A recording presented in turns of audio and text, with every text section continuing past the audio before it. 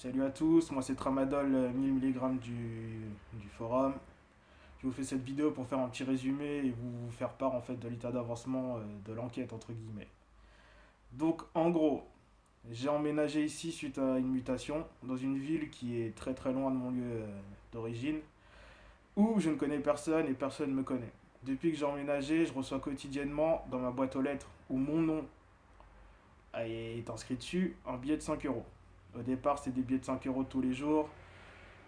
Et ensuite, j'ai eu un billet de 5 euros avec une lame de rasoir avec un trombone dessus. Entre temps, j'ai pris le billet, je l'ai mis dans une pochette comme celle-là, afin de recueillir au cas où un jour des empreintes si ça dégénère ou je ne sais quoi. Donc, entre temps, je me suis posté, j'ai observé pour voir si la personne, qui était cette personne-là.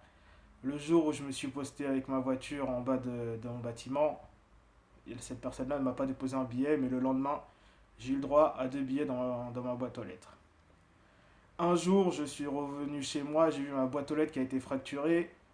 Je me suis dit, je ne comprends pas forcément. Peut-être que la personne est venue récupérer son argent, mais surprise, le billet plutôt, était glissé sous ma porte. Donc cette personne sait où j'habite et a un accès à mon bâtiment. J'ai oublié de préciser que la boîte aux lettres se trouve à l'extérieur dans la rue.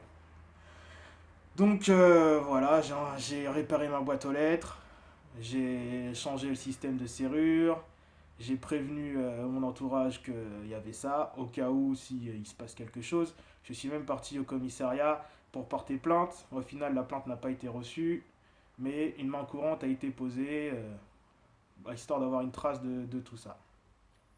Alors l'état d'évolution, c'est que j'ai monté ma petite enquête en fait. J'ai questionné le voisinage, j'ai même rappelé l'ancienne locatrice qui était une personne âgée afin de savoir si son argent elle le recevait. Elle n'a jamais entendu parler de ça, ni les voisins, ni rien. Mais hier, nouveau rebondissement, c'est que je suis tombé sur une personne qui s'occupe du ménage dans le hall. Donc j'ai un peu parlé avec elle et sans rentrer dans les détails, je vais pas forcément parler de l'argent, je lui ai dit que je recevais des messages tous les jours. Elle m'a dit c'est bizarre, qu'elle avait jamais entendu parler de ça, mais que si j'observais bien, que sur toutes les portes de mon bâtiment, on est une bonne dizaine de locataires, ils avaient tous un autocollant, soit sécurité, soit appartement sous surveillance et compagnie. Et du coup, j'ai demandé pourquoi. Il m'a dit que fréquemment, les appartements se faisaient cambrioler. Alors, sur le coup, je ne savais pas forcément quoi dire. Et il m'a montré tous les appartements qui ont été cambriolés, et c'est vrai. Clairement, toutes les portes, elles ont été changées, mis à part la mienne. Et je lui ai demandé, est-ce que mon appartement, il a déjà été cambriolé avant? Et lui, il m'a dit que, de souvenir, jamais l'appartement n'a été cambriolé. Alors que ma voisine de palier a été cambriolée, il me semble, l'année dernière, mais je ne sais pas exactement quand.